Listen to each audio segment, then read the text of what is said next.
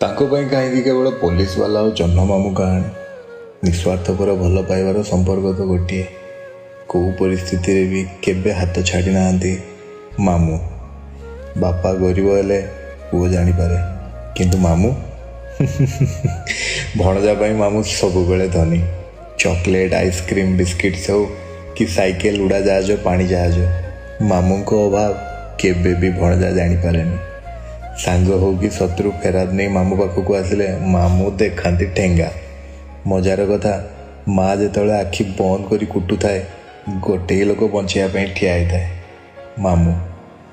ଭଣଜା ଭଲ କଲେ ଶ୍ରେୟ ବାପା ମାଆଙ୍କର, ଆଉ ବଦମାସ ହେଲେ ଭୁଲ କାହାର?